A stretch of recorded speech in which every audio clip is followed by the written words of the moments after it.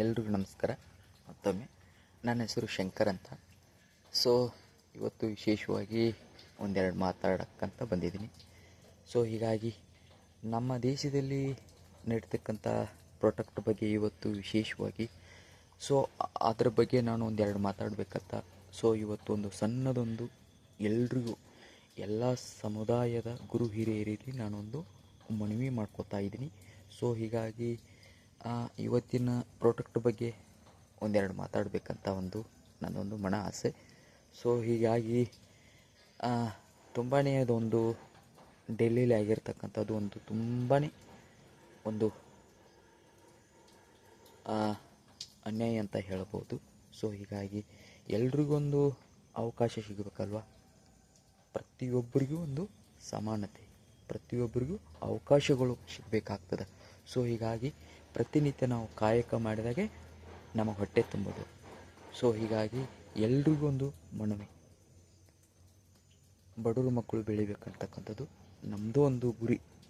ಬೆಳೆಸಬೇಕು, ಅವರು ಬೆಳಿಬೇಕು, ನಾವು ಬೆಳಿಬೇಕು, ಸುತ್ತೂರಿಗೆ ಎಲ್ಲರೂ ಚೆನ್ನಾಗಿರ್ಬೇಕಂಥದ್ದು ನನ್ನೊಂದು ಮನವಿ ಎಲ್ರಿಗೂ.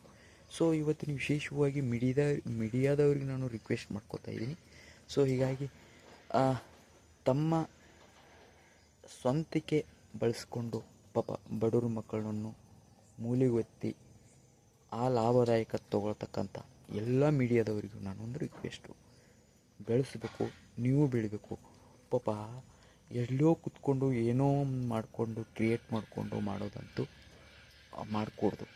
ಸೊ ಹೀಗಾಗಿ ದಿನನಿತ್ಯ ನೋಡ್ತಾ ಇದ್ದೀವಲ್ಲ, ಪ್ರತಿನಿತ್ಯ ನೋಡ್ತಿದ್ದೀವಿ ಏನಾಗಿ ಹೋಗ್ತಿದೆ, ಏನಾಗ್ತಿದೆ ಪರಿಸ್ಥಿತಿಗಳು.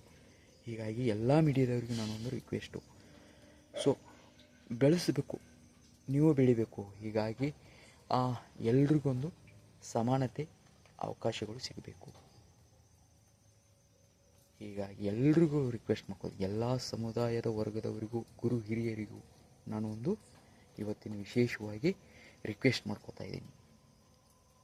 ಎಲ್ರಿಗೂ ಪ್ರತಿನಿತ್ಯ ನೋಡ್ತಿದ್ದೀರಲ್ಲ ಪರಿಸ್ಥಿತಿಗಳು ಹೇಗೆ ಹೋಗ್ತಿದೆ, ಏನಾಗ್ತಿದೆ ಅಂತಕ್ಕಂಥದ್ದು, ಎಲ್ರಿಗೂ ಸಮಾನತೆ ಸಿಗಬೇಕು, ಅವಕಾಶಗಳು ಸಿಗಬೇಕು.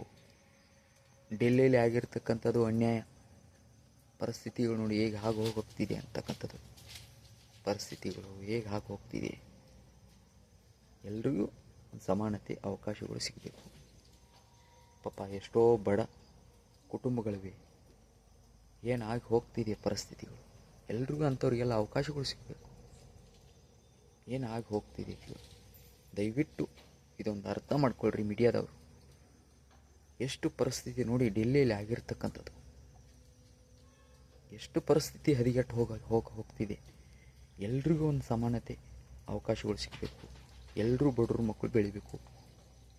ಇವತ್ತಿನ ವಿಶೇಷವಾಗಿ ನೋಡ್ತಿದ್ದೇನೆಂದರೆ ಎಷ್ಟು ಅನ್ಯಾಯ ಆಗ್ತಿದೆ ನೋಡಿ ಡೆಲ್ಲಿಯಲ್ಲಿ ಆಗಿರ್ತಕ್ಕಂಥದ್ದು. ಅದಕ್ಕೆ ಎಲ್ರಿಗೂ ಅವಕಾಶಗಳು ಸಿಗಬೇಕು, ಎಲ್ಲರೂ ಬೆಳಿಬೇಕು, ನಾವು ಬೆಳಿಬೇಕು, ಜೊತೆಗಿರೋರು ಬೆಳೆಸಬೇಕು.